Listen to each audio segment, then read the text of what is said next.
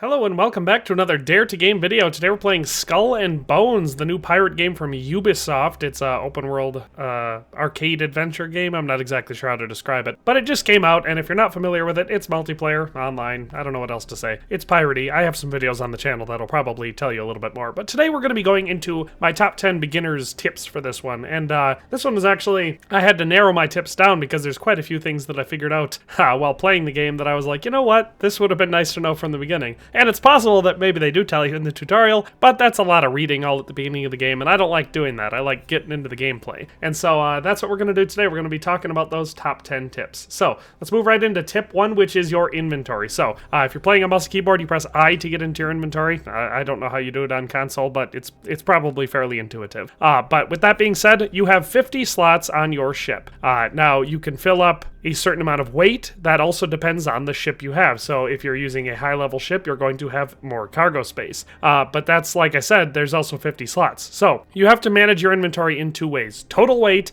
and total amount of items. So that's why you never want to keep too much stuff on you, and you never have to, for two reasons. One, most things can be sold. Now, I'm not saying sell everything. I sell commodities, and I keep all of my crafting materials. You can manage your inventory from any warehouse or cache anywhere on the map, and the good thing about that is it's all universal, so you don't have to worry about where you stored anything. They're all linked together. It's, as far as I can tell, I mean, you only have 200 slots in here, but unlimited weight, so it's not like you have to get rid of stuff, so you can stockpile on all the useful stuff, including food, ammunition, and crafting resources, as well as ship weapons and parts that you may want to keep, but don't necessarily have equipped at the moment. So it's super important to manage your inventory carefully, because if you don't, A, you won't be able to pick up stuff because you'll fill up your inventory, and B, if you get over encumbered, your ship can barely move. So you never want to miss an opportunity to make sure your inventory only has what you want in it. So like I said, I sell all my commodities just because the silver is worth it. I store all of my helm raw materials, all my scrap materials, all my crafting materials, any extra food. I always keep a certain amount of stuff on me though. So I never leave port, and I recommend you don't either without at least some level of repair kits for your ship. Now, you probably don't need 228, so I can go ahead and store some of those. You also want to make sure you keep some regular grilled food on you, and remember, there's a difference between cooked and grilled food. Cooked food gives you different benefits. The grilled food helps the stamina for your crew, which is how you make your ship go faster. So you always want to make sure when you're leaving port, you have some grilled food on you, you have some repair kits to fix your ship, and you have an appropriate amount of ammunition for all of the weapons that you have equipped on your ship. You never want to run out of ammo in a fight. Other than that, the only thing I ever keep on me are quest items and treasure maps that I haven't yet solved. Other than that, like I said, I get to port, I sell my commodities, I store all my extra food and my crafting materials and anything else. I recommend you do the same so you can keep yourself agile and able to actually loot the things that you earn. Tip number 2 is similar to that last one, and it is stock up on crafting materials, including scrap. So you can see I have no shortage of all my crafting materials and scrap. The only stuff I'm short on is the really rare endgame specific crafting resources like torsion springs and precision drilling bits, because you don't typically get hundreds of those. You have to really try hard to get them. All the rest of the stuff, I don't sell it. It doesn't matter if I'm short on money and I need something else. There's better ways to get money than to get rid of your crafting material. And this is important because throughout the entire game, no matter what, you're always going to find yourself crafting something. I mean, sure, there might be a time where you have all of the ships unlocked and you've got them all maxed out with the best armor, the best weapons for their build, all that sort of stuff. And then sure, I mean, I imagine that the whole plan for the game is to add more content in the future, which will be more ships, more weapons, more stuff like that. So for me personally, I don't sell the crafting materials. I stock up on all of them. So that's all the fibers, all the planks, all the metal, all the cloth, all the specialized stuff like shellac and wood tar, because you never know when you're going to want to build something new, and suddenly you're going to need any of these things. Outside of that, the other thing to consider is scrap, and I see a lot of people just by default scrapping all of like the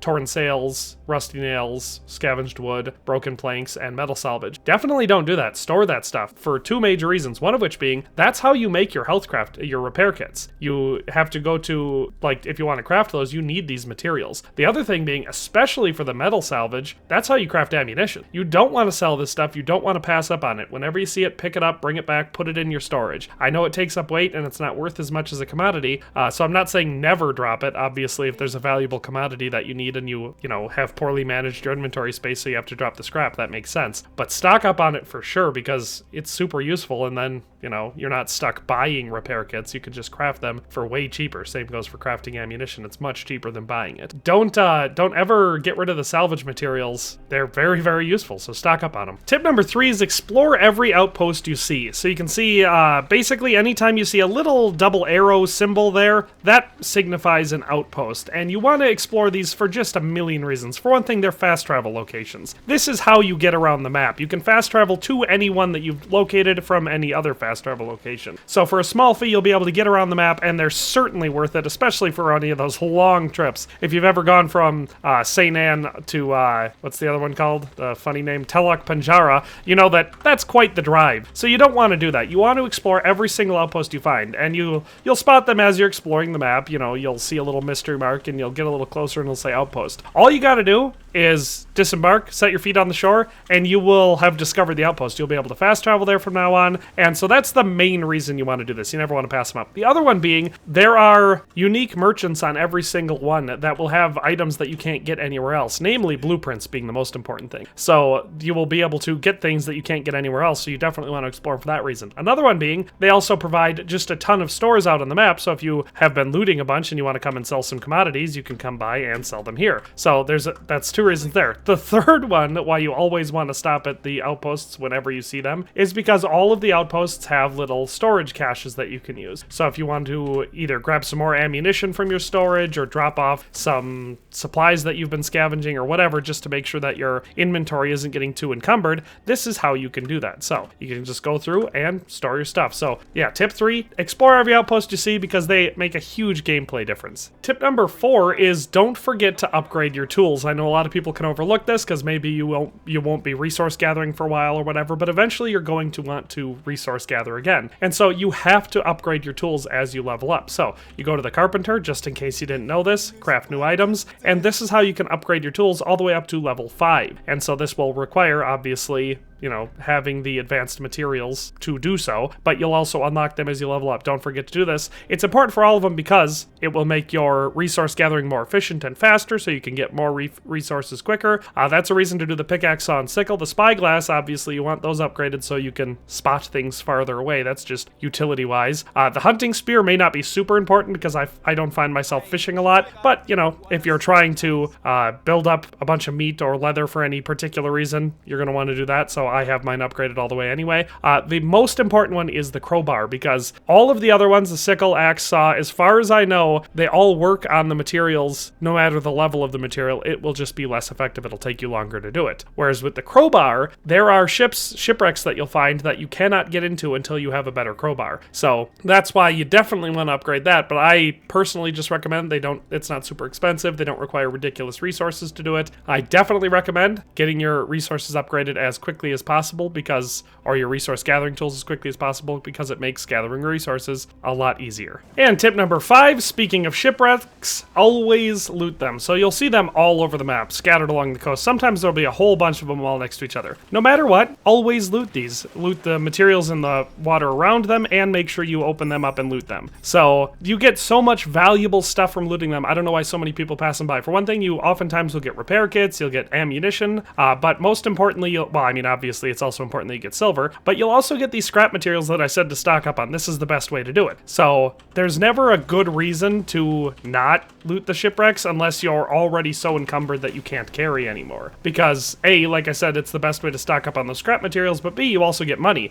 Most of them carry, I don't know, between 400 and 600 silver each, which is not a bad money gain for a couple seconds worth of looting. A lot of them also have commodities, especially in the later stage game area where, ships are more dangerous and all that sort of stuff. You'll get late game commodities, which are super valuable. So there's really not many good reasons not to loot them. Plus, they respawn really quick. Out of all of the resources in the game, I want to say the shipwrecks respawn in like a minute or 2 on average. So you can just keep going in a big circle and looting them over and over again. It's a great way to make a lot of money fast and also, gather all those useful resources that you need for crafting stuff. But yeah, so tip 5, definitely don't skip over the shipwrecks. Tip number 6, prioritize buying blue blueprints. Now, if you've been playing the game for any amount of time at all, you probably realize there's a lot of stuff to spend money on in this game. It's fine because you make money pretty quickly, but there is, a lot of stuff to buy. And so I feel like it shouldn't be too much of a revolutionary idea to tell you that the blueprints are probably the most important thing to spend money on, because they're the thing that makes an actual tangible gameplay difference. And there are a lot of them. So just here in the weapons section, you can see there are tons of different blueprints. All of these have to either be earned or purchased. So if you're going to be spending money on something, you're building up a bunch of money and you want to spend it on something, before you go on a shopping spree buying all the cosmetic items, make sure you're getting all them blueprints, because there's tons of them. Obviously, there's all the ones for the blacksmith. You have blueprints for all the ships to buy. There are blueprints for all of the different carpentry things that you can build. All of the different furniture and offensive and defensive stuff. Everything. All the different schematics for the crafting materials. You want to prioritize that before you do anything cosmetic. That's tip 6. Tip number 7 is if you have friends playing the game, play it with them, okay? This is a multiplayer game, so it should be no surprise that it is better to play it as a group. For various reasons, one of which being just obviously the fun aspect. It's fun playing multiplayer games with your friends. So if you've got friends to play with, do that. Otherwise, look for a community of people who are also looking for people to play with. So there's just the fun reason, but also gameplay-wise, the game is designed for multiple people. In fact, there are late game stages where because currently the best ships you can get are not man of war or even frigates or anything. So there's currently no way where you can become just a one-man ultimate killing machine. You're going to need friends to take on late game bosses and late game forts and everything if you want to do it effectively. Even some of the community engagement things like legendary bounties and stuff like that you can do are really difficult to do by yourself, even at the max level for the, what's currently in the game. So gameplay wise, it makes so much more sense to try teaming up with someone than to try grinding out those difficult things yourself. On top of that, there's just a direct tangible benefit that whenever you're doing something with a buddy, even if you barely do anything, you're just tagging along, you get all the rewards they get. So if you're fighting through a fleet of advanced ships or whatever, let's say even you don't even have a good ship, but your buddy's got the top of the line brig and he's just smashing through the enemy, you can get all that loot, all that money, everything that he's getting. So it's not like it takes away from him if you play together, you both get it. So there's just, you make more money, you get more resources. Progression is a lot easier if you play with a friend. Tip number 8 is don't ignore the main contracts. I know it can be tempting to just jump right into the open world action, but in Skull and Bones, the main contracts, especially the whole first section in St. Anne, is super useful in early game progression. They will reward you with plenty of infamy, money, and useful items like story-locked cosmetic and ship weapons, as well as useful blueprints that you won't have to buy because they will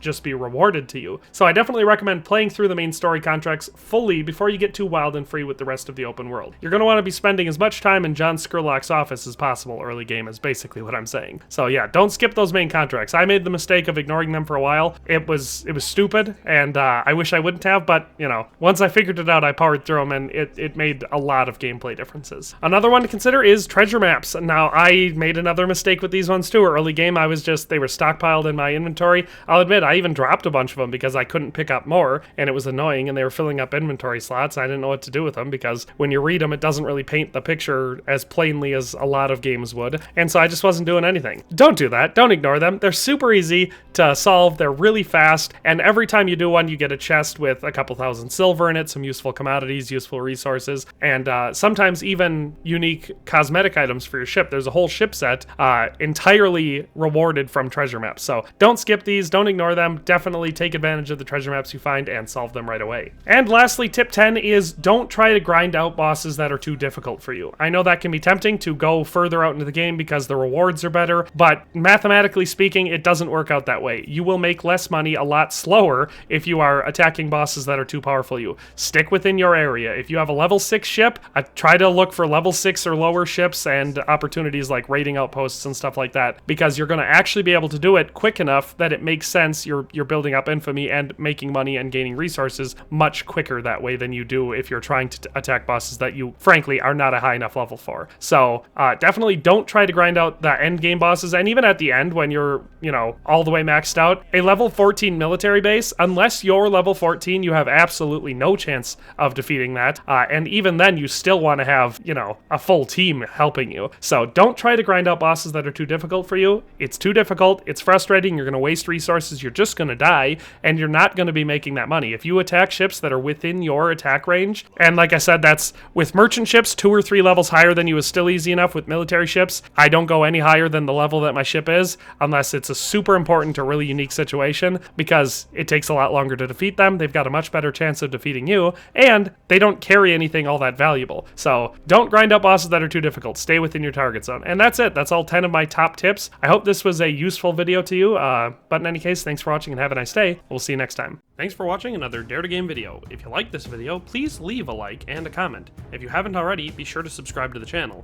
If you like my content and would like to support this channel, consider becoming a member today for as little as $1.99 a month. It makes a huge difference. But in any case, thanks for watching and have a nice day. I'll see you next time.